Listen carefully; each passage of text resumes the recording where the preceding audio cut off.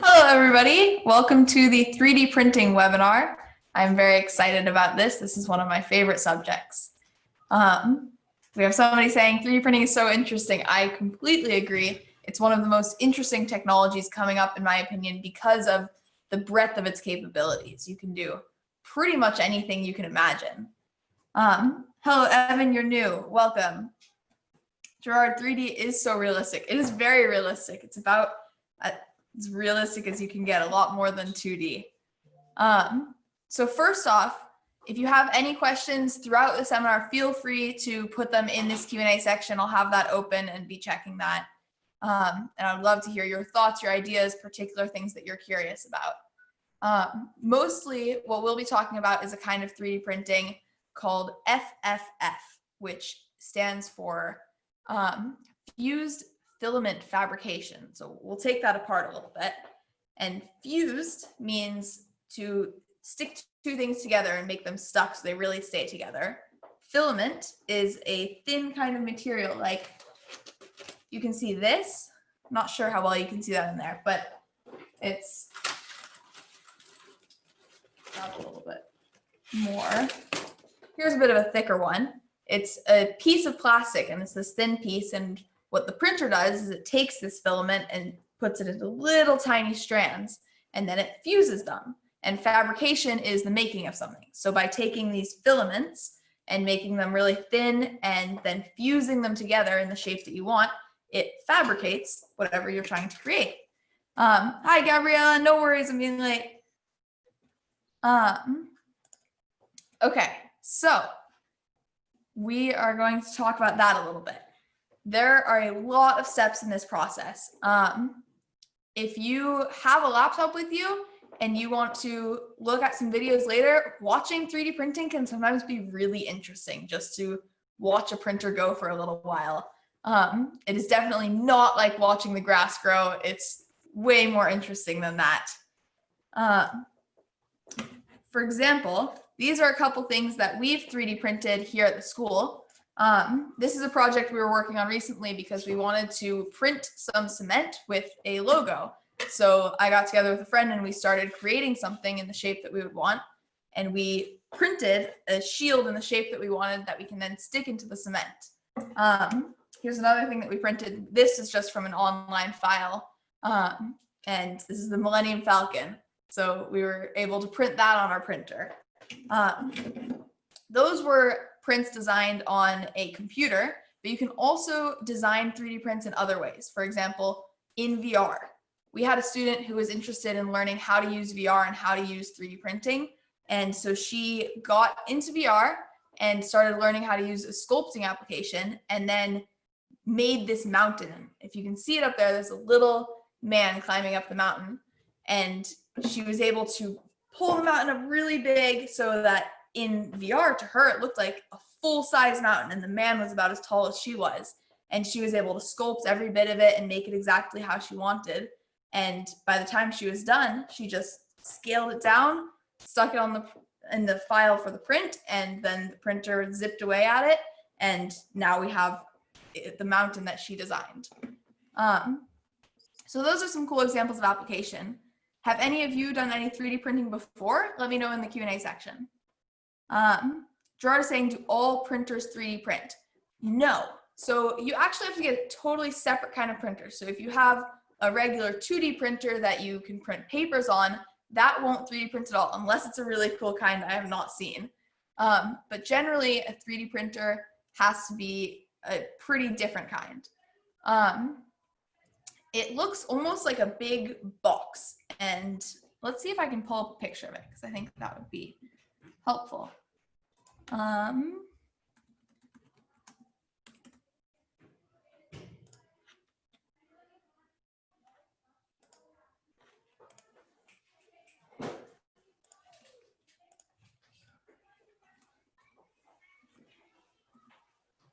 Okay, here we go. So this is the kind of 3D printer that we have at the school. And so it looks like this big box in the middle here.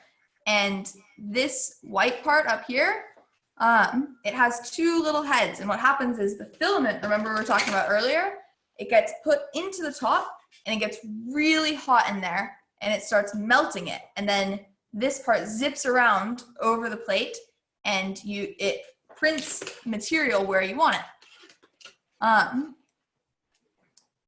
There's a question about, are 3D printers able to print things in metal and such? Yes, there are 3D printers that can print in metal. There are 3D printers that can print in plastic, and that's what you'll find with most 3D printers, but you can definitely do ones with metal. There are even 3D printers that can print houses, and those ones are way bigger than the kind you'll generally see, but it is a huge technology. Evan says there are two types, the 3D pen or the 3D printer with its scanner. Yeah, there's a 3D pen and there's a 3D printer, and those are a little bit different. I haven't worked with a 3D pen, but I've seen the concept. And there's a 3D printer, and some of them have scanners. There are some that you can work with a scanner and scan a real object. So let's say I were to put my keys in a scanner, then it would look at the shape and make a 3D model that I could then go to the printer, and the printer would print my keys. So yeah, there are a couple different types like that. Noah's asking, how do I make a new project? Okay, so let's go through the process a little bit of what it takes to get something 3D printed. I'm gonna go over here.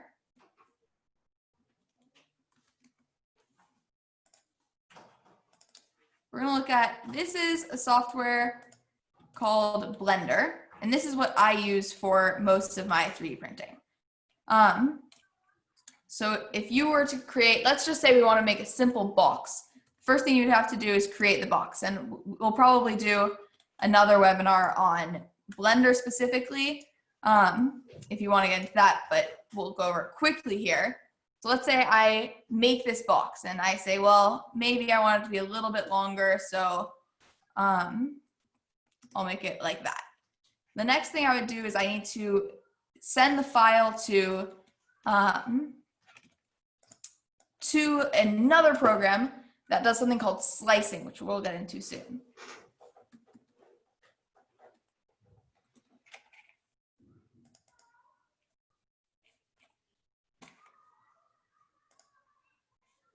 Okay, so I'm going to go into the next program here. And right now what we have open is one of the shields that we printed, but I'm going to get rid of that. And the next thing we would do is open up this file. And so now, oops, this added more than I wanted it to. But we'll leave that in there. So now it has this file in here, and what it does is it does something called slicing. So what that does is it takes the object and it looks at, okay, well, here's what they want it to look like, and we need to figure out how do we actually make this, and it figures out the fastest way to create it by going layer by layer. So it would do the bottom layer in the shape of a cube, and then it would go up and do the next layer. And sometimes it might go one direction, and then maybe it will switch directions and go the other way to give it some reinforcement. And it goes layer by layer by layer by layer until it's built up the whole cube. And then by the time it's done, you have your object, and then you can take it off the printer. So we'll go into preview mode over here. Let's see.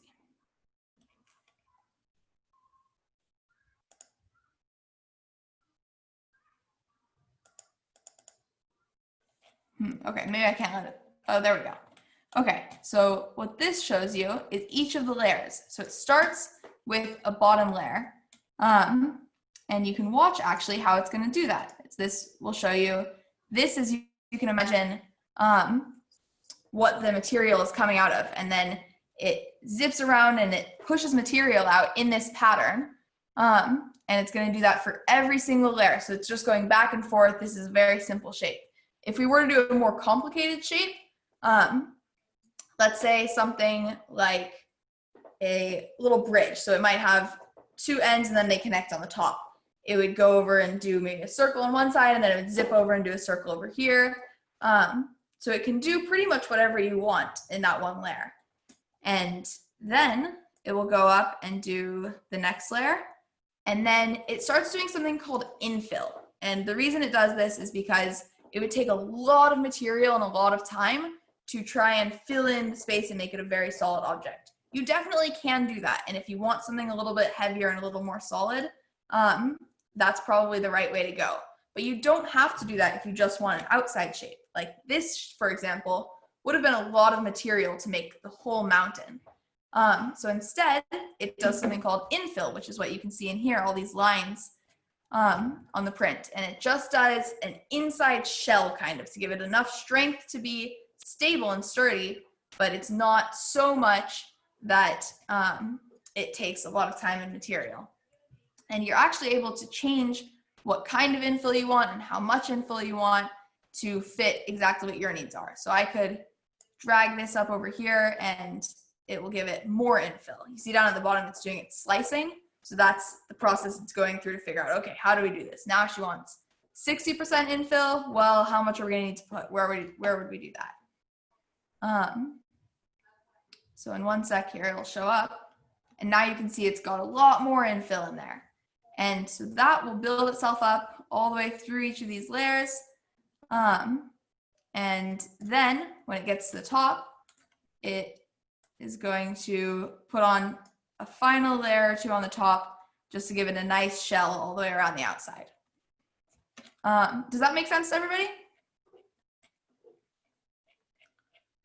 Gerard is asking, what makes 3D printers so realistic?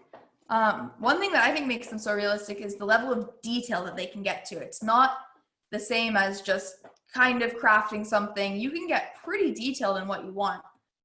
You can imagine that it's a little bit like taking a hot glue gun, and if you've ever taken a hot glue gun and tried to make something with the glue, you can kind of squeeze it out and say, okay, well, I'll make a cylinder. You would draw a circle and then you harden some more glue on top. But it's not so accurate because it'll bump here and there's a little lump of it over here and it's not a straight line. But this 3D printer that we use at the school, I standardly use layers of about 0.2 millimeters. So if you imagine a centimeter, which is a little less than half of an inch, and then a tenth of that, and then a fifth of that. That's how thick these layers are. So in each millimeter of the print, it's done 5 different layers, which means it can do 5 different shapes. And you can go all the way down to the smallest this one will go is 0.06 millimeters. So you would have almost 20 layers in a millimeter, which I think is pretty incredible. Gerard is asking, can a printer that prints on paper print 3D if you use the same software to print out a 3D object? No, it can't, because those printers are set up so that they can print ink on the paper, but it doesn't have the materials to print in 3D. So it has to have a really special, unique setup to be able to take in this material. It comes in these big spools. So you get this big spool of plastic and you take one end of it out and see here, this actually gets fed into the printer and it keeps pulling on this and pulling on this. And then once this is all the way into the printer, it gets into the hot part where it melts it. And then you have this liquid plastic inside and then it squeezes it out slowly in the pattern you want. So a 2D printer that's printing on paper isn't set up with the material to take this material in, heat it up, or put it in the right shape. Evan is asking, can 3D printers print even trains in their interior? I don't quite understand the question. Could you add a little bit more data or phrase it differently? What do you mean by even trains? Some other things that we've printed are using magnets. So my dad created this one, and when we printed it, there was a little hole in the print, and then he paused the printer when it was right at the top of that hole and dropped a magnet in, and then the printer continued printing over the top. So it's a little bit hard to tell because there's very faint lines, but there are magnets embedded in this and embedded in this one, so they will stick together. That's another thing, like this one, I put together a set of wheels and it is all held together with magnets. There's a cap on one end and then you can slide it off and then the cap goes back on magnetically. So the capabilities are pretty endless. Katie is wondering, how much does a 3D printer cost? 3D printers can cost anywhere from a couple $100 to a couple $1,000s, or all the way up into like a couple $100,000 for the really nice ones. But you can definitely get a totally workable 3D printer for under $1,000, and it's not very expensive to run it. This material doesn't cost very much. It's about $30 a spool for these ones, and the spools last a long time. You can also see, if you can still see the screen here, it will tell you the material cost down at the bottom. So this is going to be about 200 grams of material, and that costs almost $7. If I were to do something much smaller, let's say I open up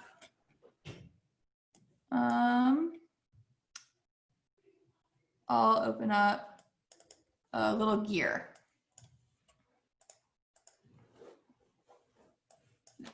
This one I could scale up a little bit, and then it will tell how much it's going to cost, and it ends up not being very much. It was definitely a lot less than I thought it would be when I started working with the printer. This one would be about 14 cents of material, and it would be, this would be about 8 by 8 centimeters. Katie, does that answer your question well? Yeah, so it's definitely, if you have projects that you want to work on and you need to be able to test different shapes and sizes, it's really useful having a 3D printer, because you can kind of create a model and then test something and you print it and you're like, oh, it doesn't work. You just go in and change the file a little bit and you're like, I needed it to have a 3 centimeter hole instead of a 2 centimeter hole. Well, you just make the hole a little bit bigger and you print it again. So it's really simple. Gerard says, do the 3D printers cost you to print out? Yes, they do cost you to print out. You have to buy the material, but it's very inexpensive. Like this gear, which is about 8 centimeters by 8 centimeters, costs 14 cents of material. So it's not very much. Evan's asking, can a 3D printer print a small bridge with its designs? Most printers can actually bridge gaps, and you probably could print a small bridge. You need to look at the size of your printer to determine how big of something you can print. For example, we'll go over into this other screen again. This printer, we can do almost 20 centimeters, about 15 to 20 centimeters in either direction, and then a little bit more than that up. But I've printed things that I needed to be bigger than that, and I just had to print them in multiple pieces and then stick them together with glue or magnets at the end. It can also do things like, it doesn't have to necessarily be connected. So for this little ship, this printed straight across the top here without needing any help from underneath, because the plastic cools quickly enough that it can cover a gap like about that size without having too much of an issue. Noah says, how do you get the image or object you want into the program? There are a number of ways you can do that. One way is to model it in a program like Blender, and then you can create whatever object you want, and then you export it as a certain kind of file depending on what your printer takes. And then that software, the one that we use, is called Cura, and that's what this is. And then you just go, if you hit Control-O, you can open up a file, kind of just like you were opening up a picture on your desktop or something. Same kind of way you can open up a picture, you could open up a 3D file in here, and then it can print that. Where do you pay the money? So to buy the printer, you would just need to buy it from the manufacturer of the printer or somewhere that sells the printers. And then for the material, you can get, I think you can get it even off of Amazon, or you can get it directly from the company that you bought it from. And Katie says, what about mannequins or figurines? Yes, you totally can. We have, I didn't bring it down, but we've printed a video game character. She's about this tall and this big, and it's got actually pretty incredible detail. And it's definitely the kind of thing that if you want to fill up a desk with mannequins, figurines, cool things that you've designed, characters you would like to see, characters from anything, you can print them and have them there. And whatever size you want. Caleb says, how much money is a 3D printer? It's anywhere from a couple $100 to a couple $1,000, or you can get the really, really high class ones if you're working industrially, and those can go up to a few $100,000. But generally, if you just want one to work with at school or at home, that'd be a couple $100 to a couple $1,000. Yeah, so that is that. One other thing that's really cool about 3D printers is that they can use something called support material, which means that if you wanted to build a shape, like for example, if you think about the letter I or the letter L, it's just a shape like this. So you could print this on the bottom, and then it goes straight up, and it's all printing on top of something. But what about the letter T? You could print from the bottom here, and then you get up to the top, and all of a sudden the branches of this T, they're trying to print on thin air. Well, it can't do that.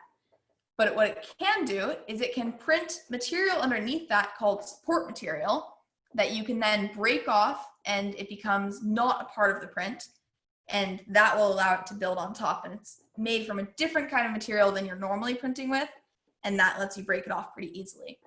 There is one kind of support material that we use, and it's called PVA. It's polyvinyl alcohol, and it's water soluble, which means that it dissolves in water.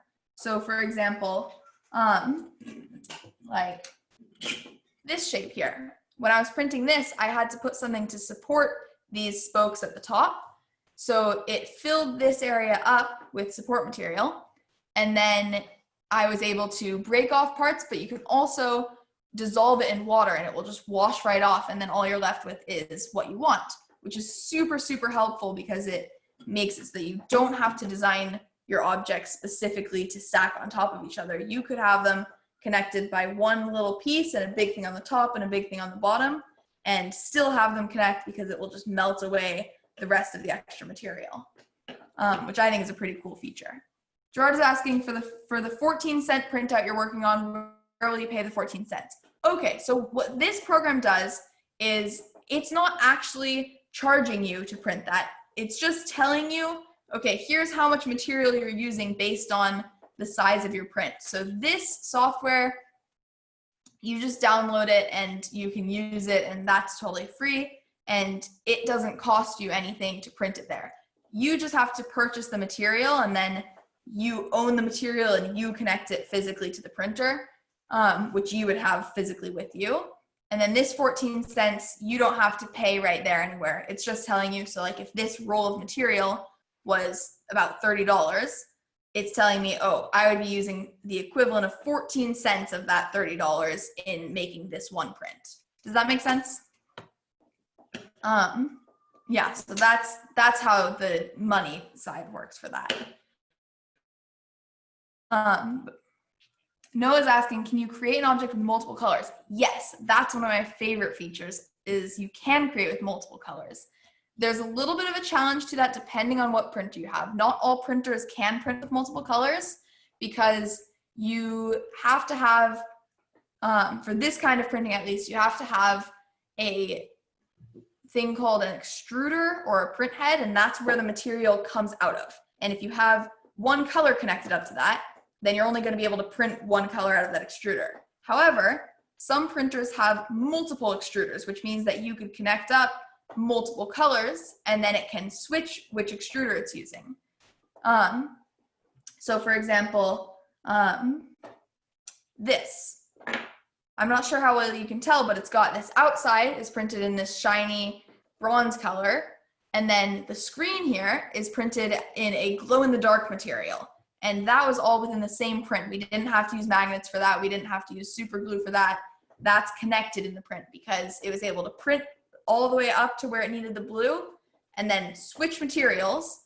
And by doing that, it just switched which head it was extruding out of. So it's like if it had two spots that it was pouring material out of, then it was using one for the bronze, and then it was like, oh, time to switch. So it switched, and then now it started pouring out the glow-in-the-dark material. So yes, you can. The challenge with that is that you can't do for my printer, at least the one that we use here, there are 2 print heads. So you can use either 2 colors or 1 color and support material. So some things don't need support material. Like this did not need support material. It's a little pig. That didn't take any support material. So he was able to do it in 2 colors. He has the pink and the black eyes. But if you wanted to do it with support material, you can only do it with 1 color. Gerard says it tells you how much money of the material is worth that you're printing. Yeah, so it tells you, yeah, how much the material that you're going to print, how much would that material cost. Katie is asking, are the materials printable? There are multiple materials that are printable. So this one that we used for all of these prints is called PLA, and that stands for polylactic acid.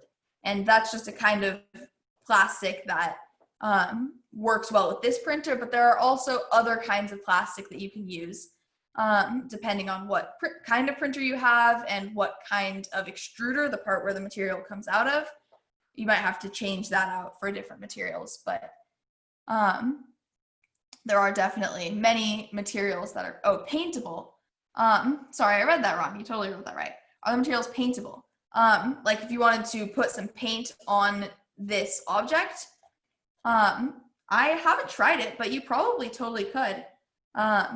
If you wanted to do it with many colors, you probably could. If it didn't work with this, I would be pretty surprised. It seems pretty much just like a regular plastic object that you would try to paint, almost like painting a phone case. So I would say, yeah. Evan is asking, can a 3D printer print fluorescent objects? It totally depends on what kind of material you have. So if you have a material that's just regular plastic, it's going to print it in regular plastic. The glow-in-the-dark material does glow in the dark. And that's just happens to be the plastic that we use. Is the way that works is it glows in the dark. So when it prints it, it keeps that same quality and it will still glow in the dark even after it's been melted and shaped and then turned into your object. Gerard is asking if the material you use is in 1 color, purple, how do you make, how do you multicolor print out with 1 color? I don't quite understand. Could you clarify what your question is? One other thing I wanted to show you guys that I thought was really cool was something that happened a few days ago when we were making this. This is one of our friend's faces, and the person I was working with, we were like, okay, well, we should put his face on here.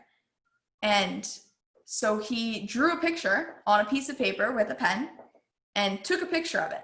And then he took that picture and put it into one program and did a little bit with it. And then he sent it to me. And I went into another program, did a little bit.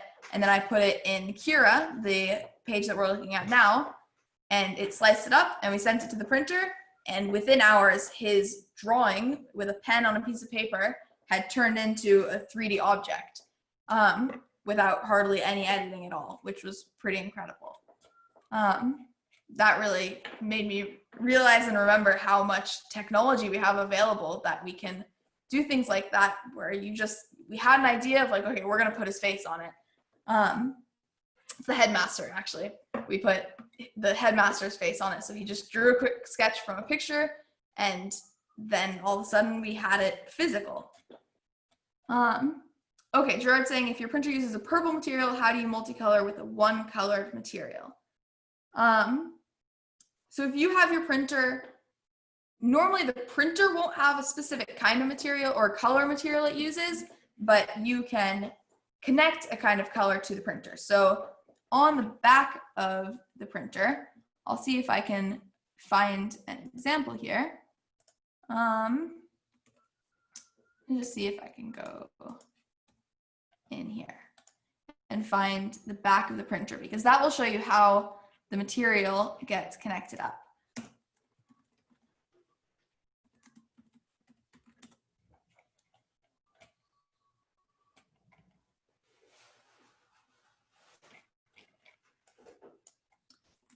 It has a couple spots where you can put the spools of material on. Here we go. Let's open this up.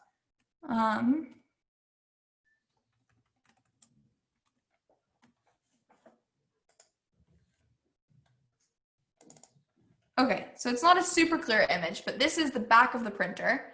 And where this is right here is a spool of material. And then it's feeding out the filament up into this little box. And then it starts shooting it up and it heats it up. But what you can do is you can pull that all out and then you change the material. So it looks like they have a silver on there, but you could put pink, you could put blue, you could put glow in the dark, you could put transparent. Whatever material you put in there is the kind of material that it's going to print.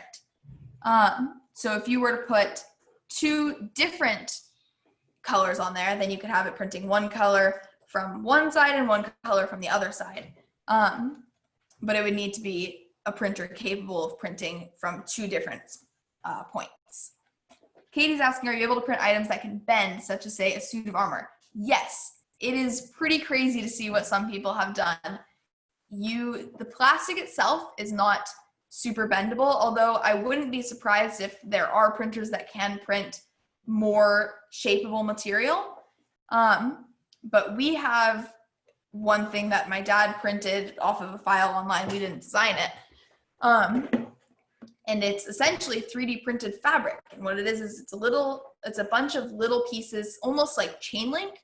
And the way that they're printed is so that they're looped through each other, but not touching. So they're not connected to each other, and they can move the same way that chain link or chainmail armor would, which is really fun to play with because it's a kind of odd feeling to be holding plastic chainmail or plastic clothing.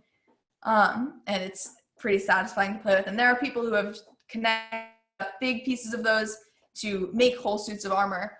I also saw one thing of somebody who printed a whole dress like that, but instead of trying to figure out how to print it in multiple pieces, because clearly a dress is bigger than most printers would be able to print, they just folded up the file so that it's like they had folded up a dress and then now it can fit in a small spot in the closet. Well, same thing. They folded up the dress in the file so that it would fit on the printer, and then printed it, folded up, and then they took it off and it's just an unfolded, completely full dress. Montel is asking, can you make gaming characters? Yes, you can totally make gaming characters. My brother just finished printing yesterday. He designed a ghost from Destiny, and he printed it in a couple pieces so that he had the shell and the centerpiece as all separate pieces, and they magnetically clip together. And he had some glow-in-the-dark material in the centerpiece, so you can definitely do things like that. It says, can you also make the Demogorgon from Stranger Things? Totally up to how capable you are with your design program. People have done some really crazy things with 3D printing, so if you practice it a bit and figure out how to do it, or you find somebody online who's like, hey, look, I made a Demogorgon. If you want to print it, here's the file. Then you definitely could. There's a lot you can do with it, and it really is pretty much limited by your imagination. Katie says, what about some Avengers level weapons? Good question. Again, it is pretty much up to how creative you can get. There is a limit to how much material you can print on the printer because it does have a size restriction. The print space is only so big, but if you do it in multiple pieces, then you can definitely print pieces that you can put together, and print pieces that might screw onto each other, or pieces that will eject from each other, and you just have to get a little bit clever about the engineering of it. And if you can do that, then you can definitely create some pretty cool things. One project I did was putting together a working clock. So I went into the design program and set up some gears and worked out how they would need to be placed. And then I just printed each gear separately. And then I had, by the time I was done, a bunch of gears and a big base that would hold them all together. And when I put them together, you can spin around one gear and it will spin all the rest. And it was a working clock. But it just took a little bit of imagination of, okay, well, how do I do that? How do I need the pieces to fit together? But once that part is sorted out, then you can print what you want. Yeah, there are definitely some cool things that have been printed. I'm sure if you look around online a little bit, you'll find some people that have done some Avengers level stuff. I don't know if it has all of the capabilities that would have, but if you can imagine a way to make it do what you would want it to do, then there's probably a way to print it in such a way, which I think is pretty fun. The other thing that's cool about it is that it's not very complicated once you learn the basics. So all you need is some very simple understanding of any design program that can design 3D files.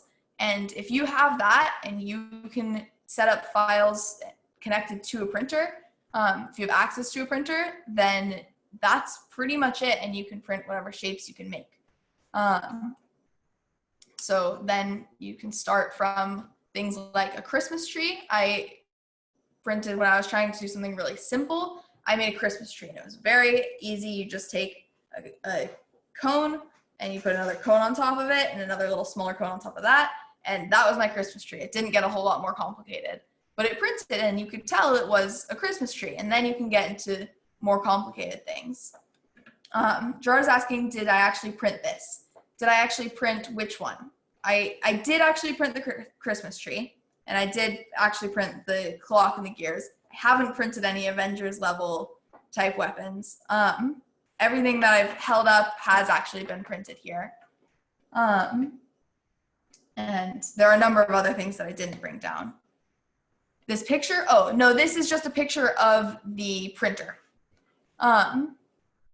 So this is the printer that would do the printing, and shows how the material would go in. But I believe, I can't remember if this is right or not, but I believe that the pieces are simple enough that you can theoretically 3D print a printer using the printer.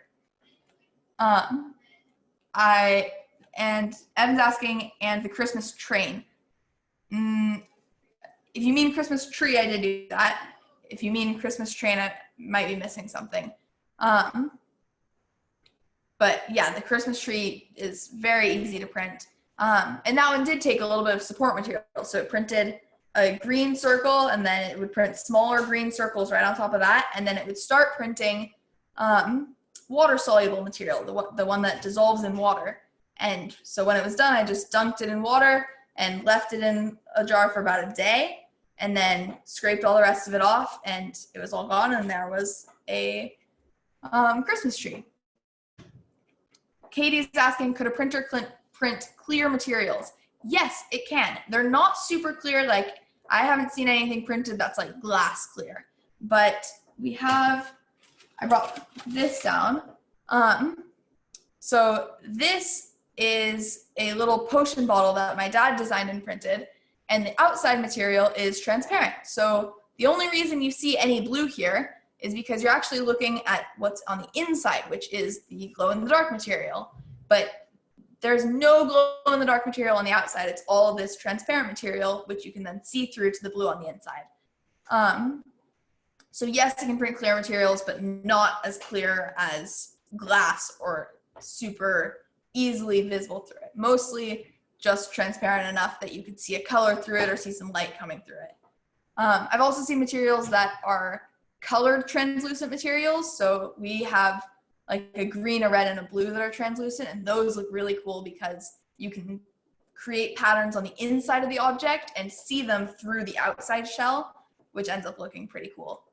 And that would definitely be a cool thing if you wanted to do some like Avengers level weapons and print them with clear outsides. You can see what's going on. That'd be really cool. Because it just kind of gives you a sight into what's happening. We're almost out of time here. We have a couple more minutes. So if you have any questions that you really wanted to get in, ask them now and I'll talk about them for a little bit. If you are interested, there are tons of videos online about what is 3D printing, how does it work, and also just videos of 3D printers printing.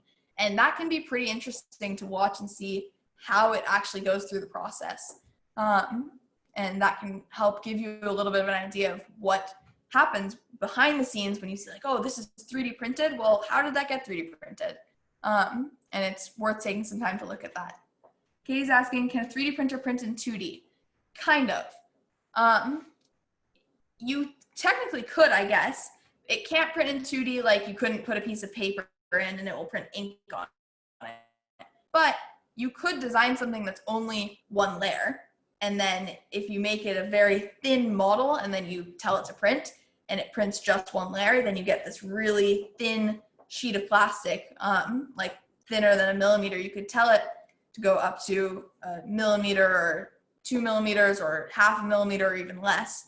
And I've stopped some prints at that phase, and you do just get this kind of floppy, shapeable piece of plastic, almost like a plastic piece of paper.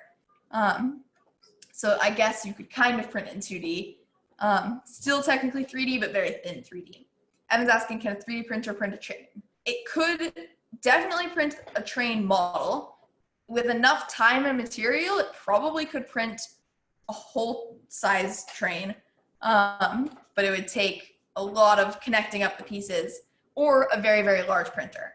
But I think a train would be really cool to print because you could print it with all the different pieces and then connect them up in such a way that they can move. For example, this set of wheels I created is set up in such a way that the wheels turn independently, meaning that driving or rolling along on the floor, it can turn left, it can turn right, or spin in circles. So you could definitely do something like that with the train and let it take an actual path and not just be a straight shot all the way through. That would be a really cool project. If you do something like that, I would love to hear about it. Leave a comment or something. That would be really awesome to see. Okay, we are just about out of time. So any final questions, ask them now. It's been really fun for me to talk to you guys about this. I loved answering all of your questions. This is one of my favorite things to talk about. So if you have anything you would love to share or show me or ask later, please, please, please go ahead.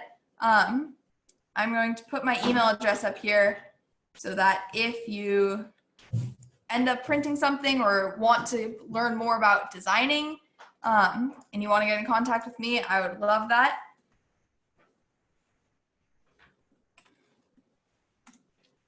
Okay, I'm going to screen share this.